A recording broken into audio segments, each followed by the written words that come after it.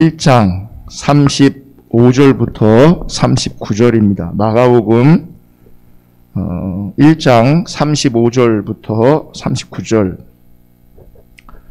우리 한 목소리를 읽겠습니다. 시작. 새벽 아직도 밝기 전에 예수께서 일어나 나아가 한적한 곳으로 가사 거기서 기도하시더니 그때에 시몬과 그의 일행이 예수를 찾아 나섰다. 만나서 이르되 모든 사람이 주를 찾나이다. 이르시되 우리가 다른 가까운 마을들로 가자. 거기서도 전도하리니 내가 이를 위하여 왔노라 하시고 이에 온 갈릴리에 다니시며 그들의 여러 회당에서 전도하시고 또 귀신들을 내쫓으시더라. 아멘. 교회 시리즈 5번째 시간이고요. 교회 시리즈를 살펴보는 도중에 교회 창립 기념주일을 맞이하고 그래서 자연스럽게 교회에 대해서 이어서 나눌 수 있어서 저 개인적으로는 참 좋고요. 또 의미가 있다 생각합니다. 오늘은 교회 시리즈 5번째 시간, 특별히 교회 창립 기념주일을 맞이해서 참된 교회의 사명이라는 제목으로 하나님 말씀 나눌 때에 하나님의 은혜가 함께할 뿐만 아니라 하나님의 기준이 선명하게 우리 모두 가운데 비춰질 수 있기를 예수님의 이름으로 축복합니다. 여러분, 우리 대한민국은 짧은 시간에 가난한 나라에서 경제 대국이 된 지구상에서 그 유래를 찾아볼 수 없는 대단한 나라입니다.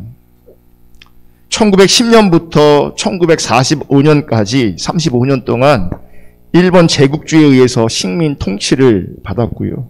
또 이어서 1950년에 6.25 전쟁이 있었잖아요. 대한민국은 이 전쟁 때문에 폐허가 되었고요. 정말 가난한 나라가 되었습니다. 제가 간단하게 역사를 정리했지만 그 시대를 살았던 사람들 얼마나 힘들었을까. 얼마나 힘들었을까.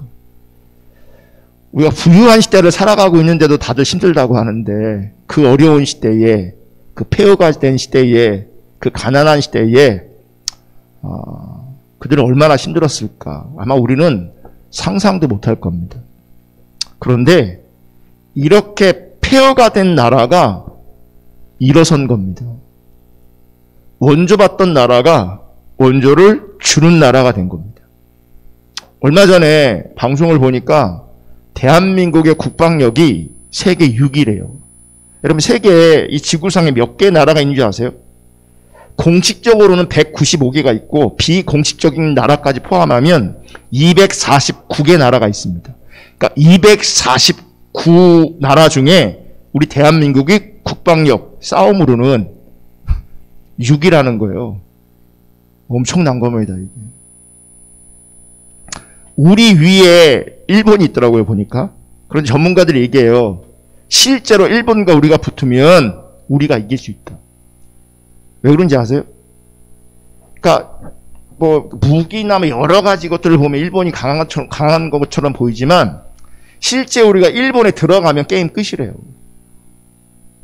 게임 끝이래요. 어쨌든 강력한 나라가 되었습니다. 여러분, 이렇게 대한민국의 경제가 성장하면서 같이 성장한 것이 있었는데 그게 교회였습니다. 여러분, 한국 교회도요, 세계에서 그 유래를 찾아볼 수 없을 만큼 강력한 부흥과 교회 성장을 경험했습니다. 한때 교단마다 세계에서 가장 큰 교회가 한국에 있었습니다. 장로교에서 가장 큰 교회가요, 한국에 있습니다. 제가 설교 준비하면 통계를 쭉 봤는데 미국이, 여러분, 미국은 우리나라 비교하면 엄청 큰 나라잖아요. 근데 여러분, 장로교인 숫자를 비교하면 미국보다 한국 장로교인 훨씬 더 많습니다. 엄청납니다. 그러니까 장로교의 제일 큰 교회 한국에 있고요. 감리교의 제일 큰 교회 한국에 있고요. 순복음교의 가장 큰 교회 한국에 있습니다. 한때 세계 10대 교회를 뽑으면 1등, 2등이 한국교회였고요. 10대 교회에 1등, 2등 포함해서 5개 교회가 한국교회였습니다. 엄청난 거죠.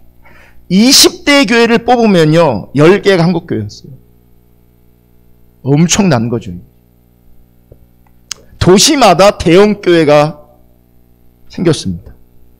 여러분, 이렇게 한창 교회가 성장할 때 한국교회 비전은요, 1순위가 뭔지 아세요? 민족복음화였어요. 민족복음화. 한 선교단체가 노래를 만들어서 불렀고 지금도 그 노래를 부르고 있습니다. 띄워주세요. 민족의 가슴마다 피 묻은 그리스도를 심어 이 땅에 푸르고 푸른 그리스도의 계절이 오게 하소서. 이 땅에 하나님 나라가 이루어지게 하옵소서. 모든 사람의 마음과 교회와 가정에도 하나님 나라가 임하게 하여 주소서. 주의 청년들이 예수의 꿈을 꾸고 인류 구원의 환상을 보게 하소서. 한 손엔 복음 들고 한 손엔 사랑을 들고 온 땅 구석구석 누리는 나라 되게 하옵소서. 정말 우리의 가슴이 뜨거워지게 하는 그런 찬양입니다. 그런데 여러분, 한국 교회의 부흥에 이 민족 복음화의 중심에 누가 있었냐면 홍정길 목사님이란 분이 계셨습니다. 홍정길 목사님이란 분. 이분이 CCC에서 훈련 받으신 분이고 또 교회를 개척한 이후에 교회 성장도 경험했던 분이고요. 한국교회의 리더다라고 많은 사람들이 존경하는 그런 분이에요. 실제 이 민족 복음화의 중심에 이분이 계셨습니다. 그런데 이분이 2012년 6월 달에 한 기독교 신문에 그분의 간증이 기사화되었습니다. 제가 읽어드릴 겁니다.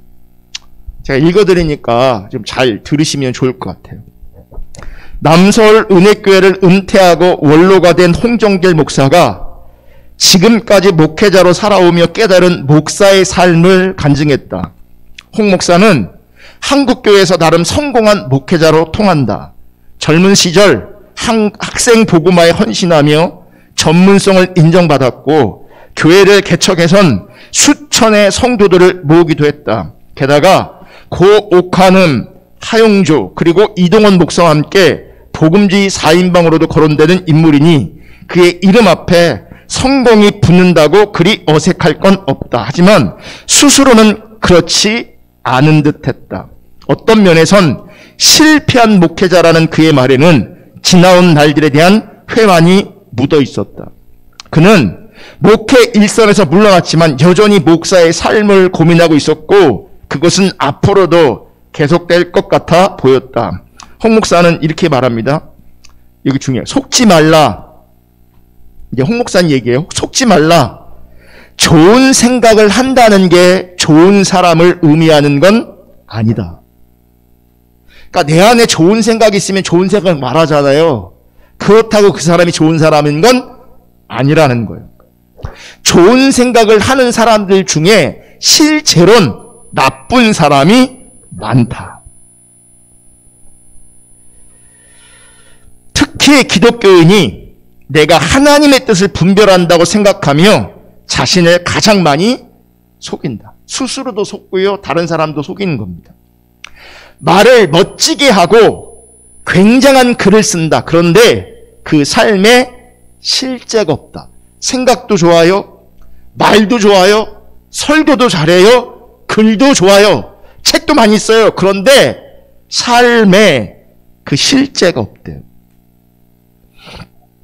이어 그는 언제나 진리는 예배에만, 말에만, 신학 속에만 있지 실제 삶 속에서는 없다.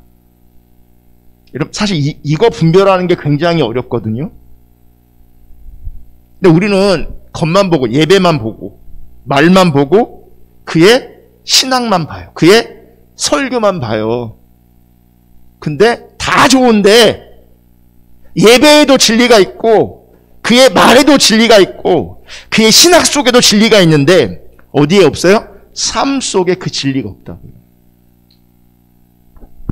이것이 오늘 한국교회의 수치고 또 나의 수치라고 고백했다. 삶이 없다는 것, 이것이 바로 원로가 된 그의 고민, 누구보다 치열하게 목사의 길을 걸어온 그의 자기 성찰이었다. 홍 목사는 나는 예수 믿기만 하면 이 땅에 천국이 올 줄 알았다. 그래서 목숨을 걸고 민족 복음화에 매달렸다.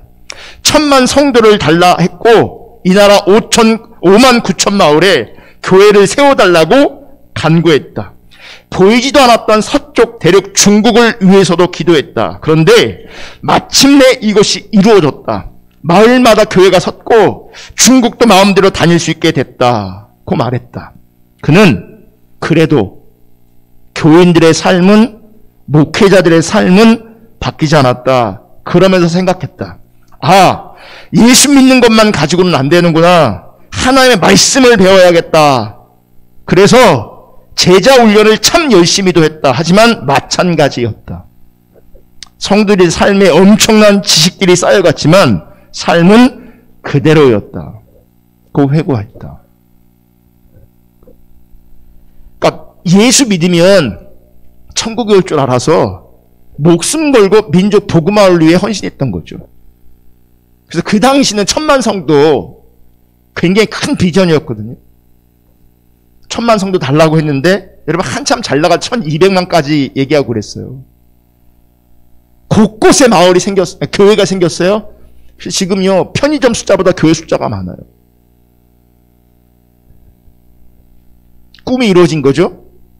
그런데 여전히 성도들의 삶, 목회자의 삶은 안 변해요. 예수 믿는 것만 갖고 안 되는구나. 말씀 배워야겠다. 그때 나온 게 뭔지 아세요? 제자훈련이에요.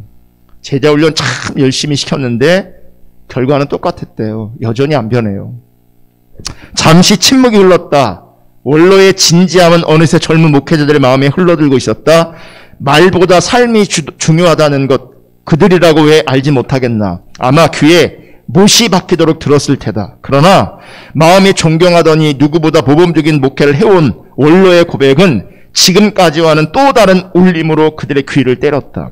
홍 목사는 평생 주님의 말씀을 가지고 영혼들을 섬겨야 할 우리 목사들이 과연 지금 바른 목회를 하고 있는가? 늘 남을 향해 이렇다 저렇다 하지만 과연 나는 하나님 앞에 바로 서 있는가? 라며 우리의 지식적 축적과 논리의 세계가 전혀 내 삶과는 상관없다는 생각에 목회자로서 절망도 했었다고 전했다. 결국 그가 내린 결론은 뭘 것 같아요? 쭉 이렇게 얘기하면서 결국 그가 내린 결론은 뭘 것 같아요? 네? 결국 그가 내린 결론은 자녀 교육이었다.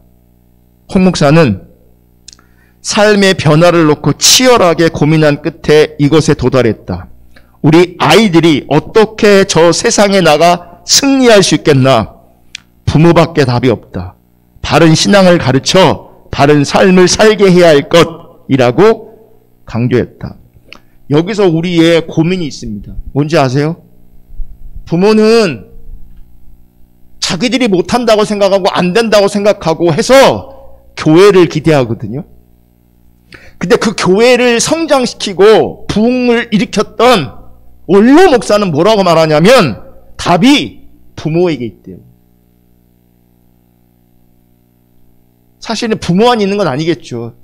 제가 늘 얘기하지만 그래서 가정과 교회가 연대해야 되는데 아무리 교회가 화려하고 아무리 프로그램이 많아도 부모가 신앙적인 교육에 본을 보이지 않으면 안 세워질 수 있다는 거예요. 그러니까 이분이 본 결론은 자녀 교육이래요. 그럼 누가 관건이에요? 부모예요. 부모예요. 우리는요, 자식들을 본능적으로는 너무너무 사랑하는데요, 하나님의 관점으로는요, 사랑하지 않습니다. 왜냐하면 신앙적으로 영적으로 교육이 안 됩니다. 안 되니까 다른 곳을 바라보거든요. 여러분, 작은 교회가 왜 더 작아지는지 아세요? 이런 분들이 꽤 많아요. 자녀들을 신앙적으로 제대로 훈련시키려고 큰 교회를 데리고 간다는 거예요. 그럴싸하죠. 거기 뭔가 돌아가고 있으니까. 그런다고 되는 게 아니에요. 그런다고 되는 게 아니에요. 근데 우리는 뭔가 돌아가고 있으면, 어떤 성과를 내고 있으면, 어떤 모양이 있으면 그게 신앙이라고 생각하고 마음에 안도하는 게 있어요. 여러분, 신앙은 그렇게 세워지는 게 아니거든요. 어쨌든 홍 목사는 다시 말했다. 삶이 문제다. 어디까지 생각할 수 있느냐보다 지금 내 삶이 바른 삶인가가 더 중요하다. 그러니까 정말 중요한 건 옳은 생각, 영적인 분위기, 영성, 은사, 이런 것들이 참 중요할지 모르게 진짜 중요한 건 뭐라는 줄 아세요? 삶이 바라야 된다는 거예요. 삶이 바라야 되는 거예요. 오늘 한국교회 문제는 삶이 없다는 것이다. 이것이 은퇴하고도 계속 내 마음에 남은 가장 큰 흔적이다. 제가 지금 2012년도 얘기를 한 거거든요. 2013년도에 그분이 한 신문사랑 인터뷰했어요. 기독교 신문도 아니고 일반 신문하고 인터뷰를 했어요. 그 타이틀이 뭔지 아세요? 나의 목회는 실패했다. 그분의 목소리입니다. 결론적으로 실패했구나 하는 생각이 듭니다. 제 목회 40년을 뒤돌아 보고 제 롤 모델로 삼았던 미국 대형교회 목사들을 볼 때 예배당 크고 사람이 많이 모인 것 외에 교회가 세상과 뭐가 다르냔 말이지. 하나도 안 다른다는 거예요. 그런데 제가 그 허성을 쫓아왔어요. 지금도 큰 것 그것뿐이에요. 목표가 잘못 설정됐어요. 그런 점에서 실패해요. 그 사람들이 하는 제자 훈련도 해보고 선교도 열심히 하고 속아서 여기까지 왔습니다. 우리는 모르고 여기까지 왔습니다. 다음 세대는 속지 않았으면 좋겠습니다. 홍 목사는 미국의 대형교회를 본으로 삼았던 점을 후회했다. 그는 로버트 슐러, 잭 파이스, 척 스미스 등 한때 교회 성장의 붐을 일으켰던 목회자들과 대형교회를 목표로 두었다. 홍 목사가 목회한 시절은 교회가 문을 열면 사람들이 몰려들 때라 좋은 교회를 잘 세웠다고 여겼다. 그런데 시간이 흐르고 교회를 보니 그게 아니었다. 그냥 뭔지 아세요? 큰 건물을 가지게 된 거고요. 그냥 사람들이 많이 모인 것 뿐이지 하나님 앞엔 실패였다는 거예요. 제가 이런 얘기를 쭉 들으면서 이렇게 정리가 되었는데, 여러분 제가 말하는 걸 오해하지 마셔야 돼요. 잘 들으셔야 돼요. 참된 교회의 사명은 민족 복음화나 교회 성장이 아닙니다. 아니에요. 한때 민족 복음화를 할 수 있을 것 같은 열정과 뜨거움과 헌신, 또 그에 걸맞는 열매도 분명히 있었습니다. 그런데 결과는요. 결과가 뭔지 아세요? 지금 우리 시대입니다. 지금 우리 시대. 홍종길 목사님의 표현을 빌리자면 우리는 실패한 겁니다. 여러분 2007년이 무슨 해인 줄 아십니까? 2007년 한국교회 대부흥 100주년 기념 대회가 열렸습니다. 2007년에 상암 그 월드컵 경기장에서. 그때 누가 설교하셨냐면 옥하는 목사님이 설교하셨어요. 그분도 은퇴하신 이후였습니다. 편집된 영상이 있어서 한번 같이 보고 말씀을 이어가면 좋겠습니다. 불 꺼주시고요.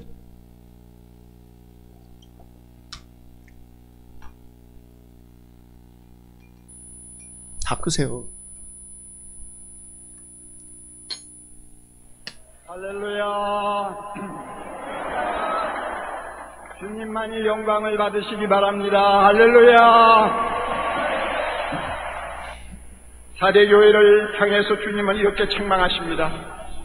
내가 내 행위를 아노니 내가 살았다는 이름은 가졌으나 죽었느니라. 이름이 살았다는 것으로 보아 사대교회는 평판이 꽤 좋았던 것 같습니다. 이름만 들어도 사람들은 그 교회 대단해 하고 인정을 했던 것 같습니다. 지금도 우리는 그것을 자랑하고 있습니다.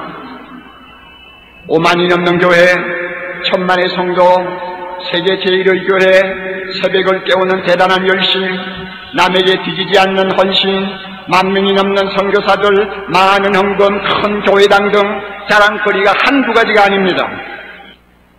지금 주님께서 한국 교회를 보시고 뭐라고 하실까요?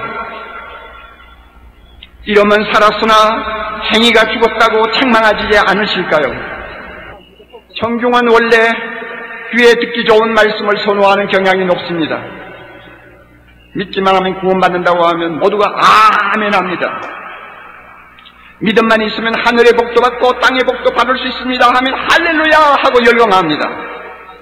그러나 행함이 따르지 않는 믿음은 거짓 믿음이요 구원도 확신할 수 없다고 하면은 얼굴이 금방 굳어져 버립니다. 교회의 지도자가 복음을 가르치면서 복음을 전하면서 믿음만 일방적으로 강조하고 믿음의 열매가 되는 행함을 등한히 다루든지 무시하면 입만 살고 행위가 죽어버리는 사대 교회가 되어버릴 수 있다는 것입니다. 단 것은 먹이고 쓴 것은 할 수 있으면 먹이지 않으려는 나쁜 설교자가 되어가고 있는 것 같습니다. 한국교회 지도자 여러분, 복음을 변질시켰다는 주님의 질책에서 자유로울 수 있는 사람이 우리 가운데 몇이나 됩니까? 입만 살았고 행위가 죽어버린 교회를 만든 책임은 너에게 있어 하고 따지신다면 나는 아니요 하고 발을 뗄 수 있는 목회자가 몇 사람이나 됩니까? 그러나 여러분, 답답한 일은 우리 힘으로 회개가 잘 안 된다는 것입니다. 다 해보셔서 아시잖아요. 우리가 진정한 회개를 하고 세상 앞에 새 옷을 갈아입으려면 성령께서 회개할 힘을 우리에게 주셔야 합니다. 통회하고 자복하고 버리는 결단을 할 수 있도록 성령이 우리를 도와주셔야 합니다. 우리의 힘으로는 안 됩니다. 우리의 능으로도 안 됩니다. 오직 하나님의 신으로 할 수 있습니다. 부르짖고 문을 두드리면 주님께서 응답하실 줄 믿습니다. 너희가 악할지라도 자녀에게 좋은 것을 줄 줄 알거든 하물며 하늘에 계신 너희 아버지께서 구하는 자에게 성령을 주시지 않겠느냐? 성령을 주시지 않겠느냐? 성령을 주시지 않겠느냐? 성령을 주시지 않겠느냐? 우리 하나님의 약속입니다. 한국교회가 성령의 능력을 다시 입으면 북한에 무너진 교회를 우리 모두 다시 일으킬 수 있다고 믿습니다. 한국교회가 성령의 거룩한 불이 타오르는 용광로가 되면 주님께서 21세기 세계를 위해 가장 중요한 일에 우리 한국교회에 불러주실 줄 믿습니다. 믿습니다. 두 손을 높이 들고 여러분 따라합시다. 주여, 한국교회를 살려주옵소서. 한국교회를 살려주옵소서. 통회하고 자복하는 영을 도와주시옵소서. 도와주시옵소서. 도와주시옵소서. 머리 숙여 기도합니다. 거룩하신 주여, 이놈이 죄인입니다. 이놈이 한국교회, 입만 살았다고 떠들고 행위가 죽어버린 한국교회를 만든 장본인입니다. 주여, 이것이 감히 설교할 자격이 없는데도 주님이 이 말씀을 전하라고 비참한 것을 몰아붙였습니다. 아버지, 겉모양은 요란하지만 내면은 죄악이 쌓여있는 이 한국교회는 주여 불쌍히 여기시고 성령을 부어주시니 통회하고 자복하는 영을 부어주셔서 이 한국교회를 깨끗하게 해주옵소서. 깨끗하게 하옵소서. 깨끗하게 하옵소서. 그래야 이 민족에게 소망을 주고 하시고 이 나라를 바른 길로 인도하게 하시고 주의 거룩한 영광이 이 땅에서 경배를 받으시도록 축복해 주시옵소서. 예수님 이름으로 기도하옵나이다. 아멘.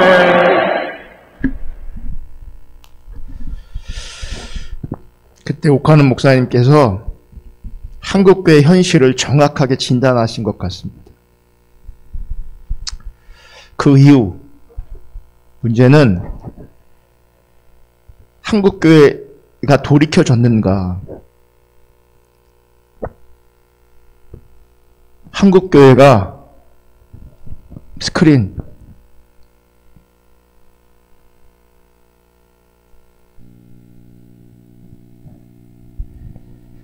한국교회 상태가요, 그 이후에 더 안 좋아졌습니다.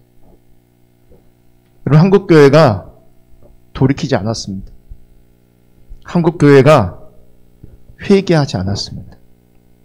여러분, 잘 들으시고 오해가 없으셔야 되는데, 민족 복음화라는 비전, 사명, 이게 중요한 게 아닙니다.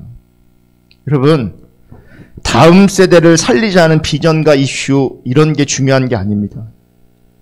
여러분, 성경에 나오는 이스라엘 백성들 보십시오. 이스라엘은 소위 민족 복음화를 잃은 백성입니다. 근데 우리가 다 아는 것처럼 그들은 하나님 버렸습니다. 그들은 하나님 말씀을 버렸습니다. 그들은 하나님 멸시했습니다. 우리 민족이 복음화되어도요, 하나님 버릴 수 있습니다. 복음화되어도 하나님 말씀 버릴 수 있습니다. 복음화되어도 하나님 멸시할 수 있습니다. 여러분, 어떤 이들은 아직도 민족 복음화를 외치고 있고, 또 어떤 이들은 다음 세대를 자신들이 책임질 수 있다고 얘기하는 사람들도 있습니다. 어떤 이들은 자기들이 열방을 선교할 수 있을 것처럼 얘기합니다. 자기들이 선교를 해야 주님이 오실 것처럼, 주님 오심을 땡길 수 있을 것처럼 그렇게 주장하는 사람들도 있습니다. 여러분, 우리만 뭔가 할 수 있다, 우리만이 책임질 수 있다, 우리만 잘하고 있다, 뭐 이렇게 말하고 있다면 그것은 대단히 위험한 겁니다. 그리고 엄청난 교만일 수 있습니다. 여러분, 우리는 민족 복음화 이룰 수 없습니다. 우리 다음 세대 책임질 수 없습니다. 우리 열방 책임질 수 없습니다. 우리는 분명 복음은 전해야겠지만 민족 복음만이 다음 세대를 책임진다느니 열방을 책임진다느니 하는 이런 것들이 우리의 사명이 아닙니다. 사실 민족 복음화, 다음 세대, 열방 이런 이슈가 사람들의 마음을 뜨겁게 할 수 있습니다. 그래서 교회의 성장을 위한 도구로 전락되기까지 했습니다. 그리고 이런 것들이 통하는 시대가 있었습니다. 실제로 교회가 부흥도 했습니다. 하지만 결과론적으로 보면 교회는 무너지고 있습니다. 교회가 무너지는 시대, 우리가 분명히 보고 있습니다. 여러분, 오늘 본문 36절을 보면 이렇게 말씀하고 있어요. 36절 다 같이 읽습니다. 시작. 그때 시몬과 그의 일행이 예수를 찾아 나섰다. 자, 시몬, 이 베드로를 말하거든요. 시몬과 그의 일행들이 지금 뭐 하고 있어요? 예수님을 찾고 있어요. 자, 예수님을 찾고 있다라고 하는 그 말을 들어보면 무슨 일이 벌어진 겁니까? 예수님이 없어진 거예요. 예수님이 지금 자기들과 함께 하고 있다가 열심히 사역하고 있다가 지금 사라지신 겁니다. 37절. 예수를 찾다 예수를 만났어요. 37절. 만나서 이르되 모든 사람이 주를 찾나이다. 그러니까 예수님을 찾아 나선 이유가 있는데 그 이유가 뭡니까? 지금 많은 사람들이 누구를 찾고 있어요? 예수님을 찾고 있다는 겁니다. 그럼 보세요. 그 많은 사람들이 왜 예수를 찾고 있을까?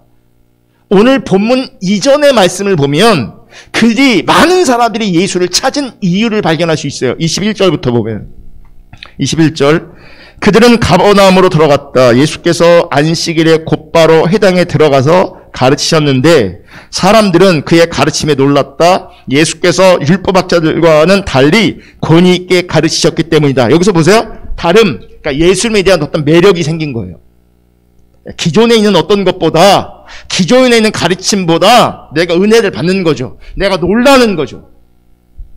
이런 게 주님을 찾는 이유가 되는 거죠. 23절. 그때에 회당에 악한 귀신 들린 사람이 하나 있었는데 그가 큰 소리로 이렇게 말하였다.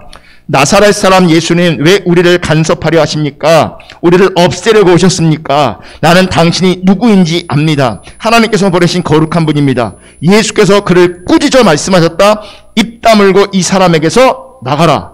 입을 다물고 이 사람에게서 나가라. 그러자 악한 귀신은 그에게 격려를 일으켜 놓고서 큰 소리를 지르며 떠나갔다. 귀신이 떠나갑니다. 27절 사람들이 모두 놀라서 이게 어찌된 일이냐. 권위 있는 새로운 가르침이다. 그가 악한 귀신들에게 명하시니 그들도 복종하는구나 하면서 서로 물었다. 그리하여 예수의 소문이 곧 갈릴리 주위의 온 지역에 두루 퍼졌다. 예수님에 대한 소문이 퍼지기 시작했어요. 29절 그들은 회당에서 나와서 곧바로 야고보와 요한과 함께 시몬과 안드레의 집으로 갔다. 마침 시몬의 장모가 열병으로 누워 있었는데 사람들은 그 사정을 예수께 말씀드렸다. 예수께서 그 여자에게 다가가셔서 그 손을 잡아 일으키시니 열병이 떠나고 그 여자는 그들의 시중을 들었다. 해가 져서 날이 저물 때에 사람들이 모든 병자와 귀신 들린 사람을 예수께로 데리고 왔다. 그리고 온 동네 사람이 문 앞에 모여들었다. 그는 온갖 병에 걸린 사람들을 고쳐주시고 많은 귀신을 내쫓으셨다. 예수께서는 귀신들이 말하는 것을 허락하지 않으셨다. 그들이 예수가 누구인지를 알았기 때문이다. 자, 많은 사람들이 주님을 찾은 이유가 뭡니까? 귀신이 떠나가고 병자들이 고침받았기 때문이죠. 예수님이 전하신 말씀도 말씀이지만 말씀보다는요, 축사, 귀신이 떠나가거나 병고침 같은 초자연적인 능력 때문에 사람들이 예수님을 찾았던 겁니다. 자, 이런 상황이면 여러분 우리 같으면, 아니 저 같으면요, 사람들이 찾을 때 갈까요? 안 갈까요? 가야죠. 사람들이 찾을 때 그들에게 저는 당연히 갔을 겁니다. 아니, 나를 찾아와 주는 게 얼마나 고마운 일입니까? 그렇잖아요? 나를 사모하고 있단 말이죠. 나를 찾고 있단 말이죠. 저는 당연히 그들에게 갔을 겁니다. 그들이 원하는 곳으로 갔을 겁니다. 그리고 사람들을 더 모았을 겁니다. 부흥이 왔다고 하면서 하나님이 이 집회를 더 연장하기를 원하신다고 하면서 큰 집회로, 더 큰 집회로 그 집회를, 그 모임을 확장시켰을 겁니다. 그리고 사람들을 더 모으기 위해서 조직을 만들고 건물도 지었을 겁니다. 왜요? 이렇게 해야 교회는 더 성장할 수 있고 더 나아가 소위 민족 복음화 이룰 수 있는 거 아니겠습니까? 선교도 하고 다음 세대도 더 온전히 세울 수 있는 거 아니겠습니까? 그리고 여러분 이거 생각해 보세요. 예수님이 권세 있는 말씀을 전합니다. 귀신이 떠나갑니다. 병자들이 고침받습니다. 그게 만약 우리 시대의 집회라고 생각해 보십시오. 은혜가 충만하겠죠. 안 그러겠어요? 은혜가 충만하겠죠. 사람들이 뭐라고 말하겠습니까? 은혜가 충만해. 하나님이 함께 하셔. 하나님의 임재가 있어. 하나님의 기름 부으심이 있어. 분명히 다들 좋아서 신나서 난리가 날 겁니다. 안 그래요? 다들 만족하는 그런 집회였을 겁니다.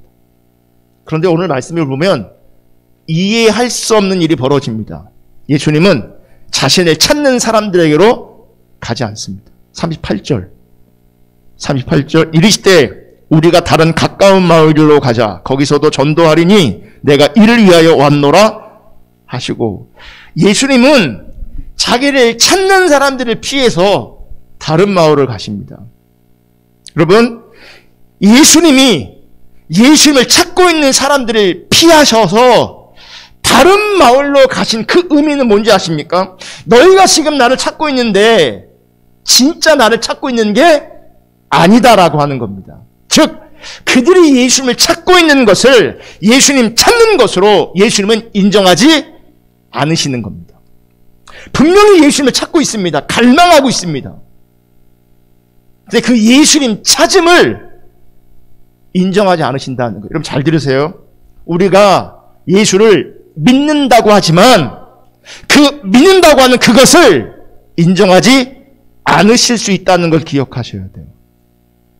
지금 주님을 찾지만 주님을 찾는 그들에게 가지 않는다는 것은 그들의 주님 찾음이 아니라는 겁니다. 우리가 믿는다고 고백하지만 믿음이 전혀 아닐 수 있다는 겁니다. 여러분 예수님을 찾았던 사람들이 그 사람들이 필요했던 것은 그 사람들이 예수님을 찾았던 것은 예수님의 용서가 아니라 예수님의 능력 때문이었습니다. 능력 때문에. 그러니까 예수님의 용서를 원하는 것이 아니라 예수님의 능력을 원했던 겁니다. 여러분 복음은 뭔지 아십니까? 우리 죄가 용서받는 게 복음이거든요. 그래 주님과 관계되어지는 거거든요. 근데 사람들은 여기에 관심이 없어요. 능력에 관심이 있어요. 이 차이를 좀 이해하셔야 돼요. 그래야 믿음과 믿음 아닌 것을 분별할 수 있고 전도와 전도 아닌 것이 어떤 것인가를 알 수 있게 됩니다. 여러분 지금 예수님은 자기를 찾는 사람을 피하여 다른 마을을 가시고 거기서 뭐 하기로 원하세요? 전도하기로 원하신다 이렇게 말해요. 이 일, 즉 전도하기 위해서 내가 왔다 이렇게 말씀하고 계세요. 그럼 보세요. 이 말씀 특별히 마가복음 1장 38절의 말씀을 보면 분명히 예수님은 뭐 하러 오신 거예요? 전도하러 오셨어요. 그죠? 그렇다면 예수님의 피로 세워진 교회의 사명은 뭘까요? 전도라고 말할 수 있겠죠. 자, 다시 한번 마가복음 1장 38절을 읽어보겠습니다. 시작. 이르시되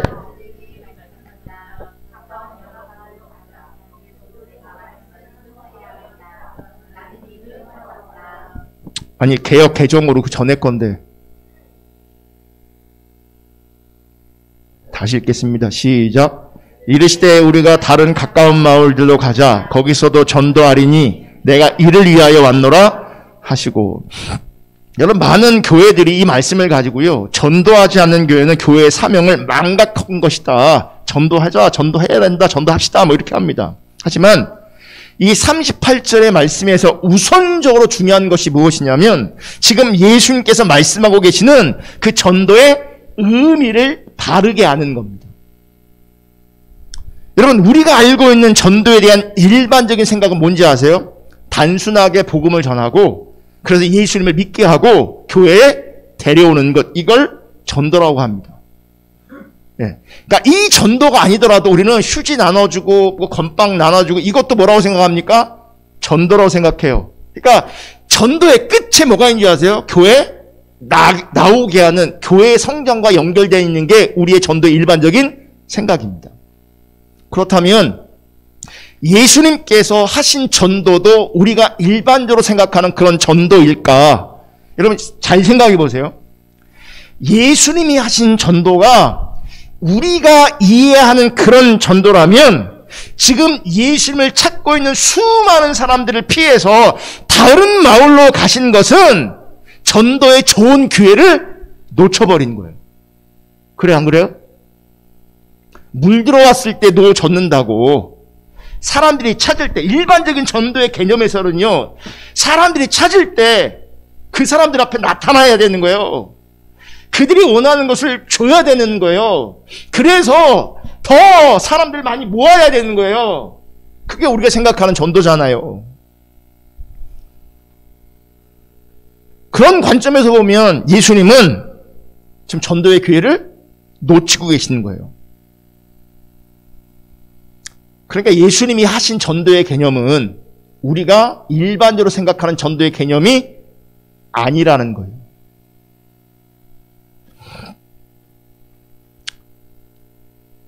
자, 이렇게 보면 예수님께서 전도하시고 이를 위해 오셨다고 하신 그 전도는 다른 전도잖아요. 그럼 다른 전도의 개념은 뭐냐? 자, 마가복음 1장 38절로 39절을 읽을 건데 이건 세 번역으로 읽을 겁니다. 세 번역으로. 자, 예수께서 그들에게 말씀하셨다. 가까운 여러 고을로 가자. 거기에서도 내가 말씀을 선포해야겠다. 나는 이 일을 하러 왔다. 자, 개역 성경의 전도라는 것이 지금 뭘로 표현되고 있어요? 말씀을 선포해야 되겠다. 내가 이 일을 위해서 왔다. 39절. 예수께서 온 갈릴리와 여러 회당을 두루 찾아가셔서 말씀을 전하고 귀신들을 쫓아내셨다. 그러니까 개역 성경에서 전도라고 말하는 것이 세 번역에서 뭘로 표현되고 있냐면 말씀을 선포하는 것으로 표현하고 있어요. 그러니까 전도는 우리가 일반적으로 이해하는 그런 전도가 아니었던 거죠. 정확하게 성경이 말하는 전도, 예수님께서 하셨던 전도, 이 일을 위해서 내가 왔다라고 말씀하신 그 전도는 정확하게 하나님 나라의 복음을 선포하는 것이었어요. 하나님 나라의 복음을 선포하는 것. 그게 전도예요. 사실 전도라고 번역된 그 말이 틀린 게 아니에요. 전도가 뭡니까? 도를 전하는 거잖아요. 그 도가 뭐예요? 하나님 나라의 복음을 말하는 거죠. 예수님은 하나님 나라의 복음을 선포하는 그 일을 하시러 이 땅에 오신 겁니다. 그리고 예수님께서 하나님 나라의 복음을 선포하실 때에 귀신이 떠나가고 병이 낫는 일이 생긴 겁니다. 즉 하나님 나라의 복음이 선포되고 하나님 나라가 임할 때 그 자리에 어떤 일이 벌어지는지 아십니까? 치유가 있고 회복이 있는 겁니다. 그 치유와 그 회복의 그림 언어가, 눈에 보이는 그림 언어가 귀신이 떠나가고 병든 자가 고침받는 치유 역사로 나타나는 본질이 뭔지 알아요? 본질은 귀신이 당장 떠나가고 몸이 고침받고 하는 게 본질이 아니고 하나님 나라가 임한 것이 본질인 거예요. 하나님 나라의 선포, 하나님 나라가 임한 것이 본질인 거예요. 그 하나님 나라가 임하면 여러분 우리 안에 뭐가 있는지 아십니까? 회복이 있습니다. 그러므로 교회의 사명은 하나님 나라의 복음을 전하는 겁니다. 즉 십자가 복음을 전하는 겁니다. 그러면 하나님 나라의 복음을 전하고 십자가 복음을 전한다는 건 뭐냐? 주님의 왕 되심을 전하는 겁니다. 주님의 주인 되심을 전하는 겁니다. 주님의 메시아 되심을 전하는 겁니다. 신앙의 본질을 전하는 겁니다. 그리고 그렇게 삶으로 살아야 합니다. 즉 전하되 주님의 왕 되심을 전하되 주님의 주인 되심을 전하되 주님의 메시아 되심을 전하되 신앙의 본질을 전하되 삶으로 전해야 된다는 겁니다. 그게 신앙의 실제인 겁니다. 그게 안 될 때 교회는 실패하는 겁니다. 이제 말씀 마치려고 하는데 마가복음 1장 23절부터 27절을 다시 읽고 이제 말씀을 정리할 겁니다. 23절. 그때의 회당에 악한 귀신 들린 사람이 하나 있었는데 그가 큰 소리로 이렇게 말하였다. 나사렛 사람 예수님, 왜 우리를 간섭하려 하십니까? 우리를 없애려고 오셨습니까? 나는 당신이 누구인지 압니다. 하나님께서 보내신 거룩한 분입니다. 예수께서 그를 꾸짖어 말씀하셨다. 입을 다물고 이 사람에게서 나가라. 그러자 악한 귀신은 그에게 격려를 일으켜놓고서 큰 소리를 지르며 떠나갔다. 27절 다 같이 읽습니다. 중요해서 시작. 사람들이 모두 놀라서 이게 어찌된 일이냐? 권위 있는 새로운 가르침이다. 그가 악한 귀신들에게 명하시니 그들도 복종하는구나. 자, 이게 그가 악한 귀신에게 명령하시니 그들도, 귀신들도 뭐합니까? 복종하는구나. 자, 여러분, 악한 귀신들도요, 예수님의 권세에, 예수님의 말씀에 복종합니다. 입 다물고 이 사람에게서 나가라! 하시니 귀신이 복종합니다. 떠나갑니다. 제가 생각해요. 예수님께서 우리나라 부흥사 이렇게 하거든요. 입 다물고 나가라! 이렇게 막 하거든요. 그럼 예수님 이렇게 있을까? 네. 허스키 목소리를 위태한 귀신! 예수님 이렇게 했을까? 예수님 그렇게 안 했어요. 그럼 경찰이 위반한 차량 세울 때 사람! 이렇게 합니까? 그렇게 안 해요. 그냥 손 들면 쓰는 거예요. 그죠? 목소리 때문이 아니라 권세 때문이거든요. 그래, 안 그래요? 악한 귀신들도 예수님의 권세에 복종했습니다. 입 다물고 나가! 했더니 뭐합니까? 나갔어요. 그러니까 예수님이 목소리가 작았어. 아무리, 예를 들어, 그러니까 애처럼 이 귀신들한테 입 다물고 나가! 그래도 나가요. 그래도 나가는 거예요. 무슨 얘기 알겠죠? 여러분, 하나님 나라의 복음은 우리의 삶의 자리에서 예수님의 말씀의 권위 앞에 복종하는 것을 말하는 겁니다. 하나님 나라의 복음은 우리의 삶의 자리에서 예수님의 말씀의 권위 앞에 복종하는 것을 말합니다. 자, 여러분, 우리나라 말에 이런 말이 있어요. 개만도 못한 사람. 제가 개만도 못한 사람이라고 했지만 사실 우리 가운데 실사용되어지는 말은 개만도 못한 인간. 그렇죠. 더 나가서 개만도 못한 놈. 개만도 못한 사람, 개만도 못한 인간, 개만도 못한 놈이라는 말이 있는데 이 말의 의미를 분명히 아실 겁니다. 그죠? 분명히 아시죠? 자, 예수님의 말씀의 권세 앞에 순복하지 않는다면 그것은 귀신보다 못한 존재가 되는 거죠. 귀신보다 못한 존재. 제가 물어볼게요. 귀신이 구원 받습니까? 그럼 귀신은 구원 못 받습니다. 그럼 귀신보다 못한 존재는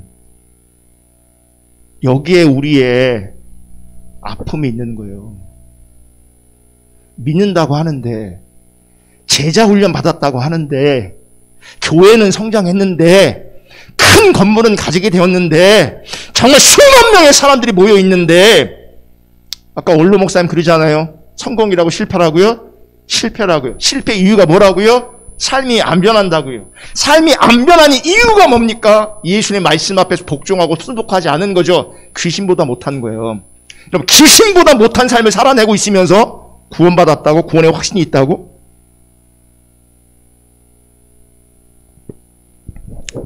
여러분, 예수님의 말씀의 권위 앞에 복종하는 것이 참된 교회의 우선적 사명입니다. 민족 복음화, 다음 세대 열방을 선교하는 것 이전에 그분의 말씀의 권위 앞에 복종하고 순복하는 것, 이게 교회의 사명입니다.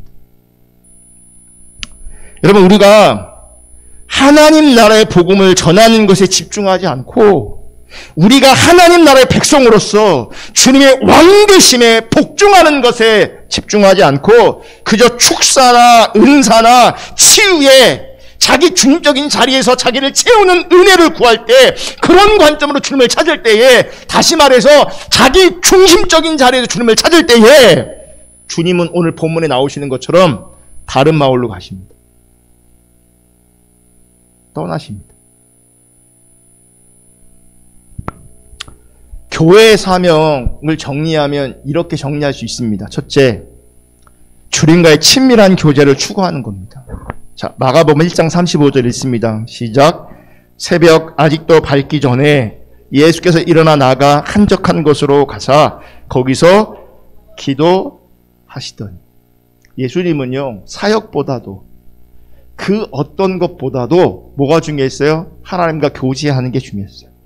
꼭 새벽이 아니어도 상관없습니다. 우리 인생의 삶의 자리에 한적한 곳에서 주님 만나고 주님과 교제하는 것, 그게 교회의 사명이고요. 그게 신자의 사명입니다. 예수님이 그렇게 하셨습니다. 두 번째 교회의 사명은 하나님 나라의 복음을 선포하는 것이며 주님의 왕되심에 그 말씀의 권위 앞에 복종하는 겁니다. 이게 교회의 사명입니다. 자, 마가복음 1장 38절 읽습니다. 시작.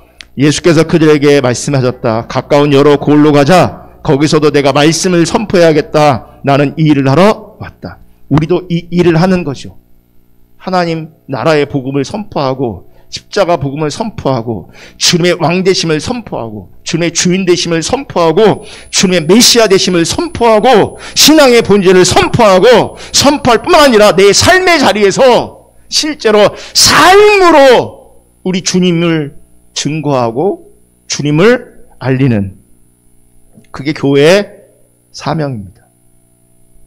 오늘 대전 포도나무교회 창립 19주년입니다. 사실 정확하게 제가 지난주 주일날 오후에 알았습니다. 부끄럽게도. 달력을 보니까 다음 주가 돌아오는 주가 19주년이네. 사실 미리 알았어도 아무것도 할 수 없고 많은 어려움들이 제약이 분명히 있을 건 분명했지만 막상 19주년이다 라고 하니까 제 마음에 우선적으로 부끄러운 생각이 들었습니다. 왜 내가 19년 됐는데 부끄러울까? 제가 개척하고는 매주 글을 썼거든요. 주보에다 글을 실었어요.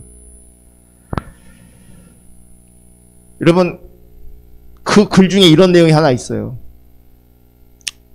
개척하고 나서 누군가 물어요. 교회는 얼마나 모입니까? 성도 수가 얼마나 됩니까? 물어보면 제가 답을 이렇게 얘기합니다. 그러니까 물어보면 진실하게 몇 명입니다라고 말하는 게 맞는 거잖아요. 상식적인 거잖아요. 몇 명이나 모여요? 개척한 지 1년 됐습니다. 답이 이거예요. 한 해가 지나갔어요. 몇 명 모여요? 개척한 지 2년 됐습니다. 그게 답이었어요. 3년 됐어요. 또 물어요. 얼마나 모이냐? 개척한 지 3년 됐어요. 근데 여러분, 1년 되고 2년 되고 3년 되고 4년 되고 이때까지는 괜찮았는데요. 5년이 되고 6년이 되고 7년이 되니까 부끄럽더라고요. 여러분, 우리는요, 좀 용어를 바꿔야 되는데 교회가 개척된 지 10년이 돼도 개척교회고요. 20년이 돼도 개척교회라고 얘기해요. 왜 그런지 아세요? 교회가 작으면 우린 다 개척교회라고 얘기해요. 개척한 지 벌써 20년이 돼가는데 우리. 저는 개척교회라고 얘기 안 해요. 작은 교회라고 얘기해요. 내가 왜 19년이 지난 이 시점에 창립 주일을 앞두면서 왜 부끄러운 마음이 들었을까 생각해 보니 눈에 보이는 것들 때문입니다. 눈에 보이는 것들. 사람 숫자, 재정 등등 눈에 보이는 것이 내 안에 부끄러움으로 남아있는 것 같더라고요. 다른 관점으로 여전히 주님 앞에 제가 약하고 부족하지만 부끄럽지만 돌아보니 그럼에도 불구하고 돌아보니 19년 동안 십자가 복음을 전했고 19년 동안 하나님 나라의 복음을 전했고 19년 동안 신앙의 본질을 전했습니다.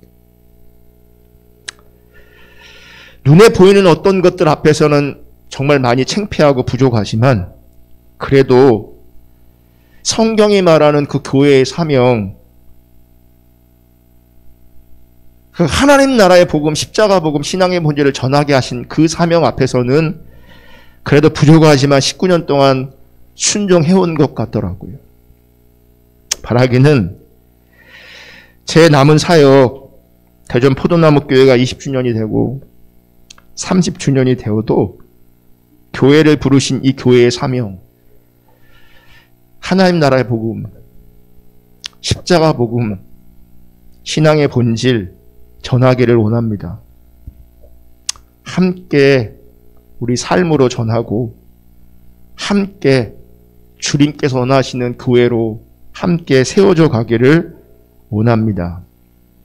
바라기는 거창한 민족 복음하니 열방의 선교니 다음 세대를 책임진다느니 거창한 비전과 사명 부르심 우리 가운데 없을지 모르겠지만 우리를 부르신 그 부르심의 자리에서 진실하게 바르게 십자가 복음 하나님 나라의 복음 앞에 순종하는 것이 저와 여러분과 우리 교회의 사명, 비전 되기를 원합니다. 찬양하고 기도하겠습니다.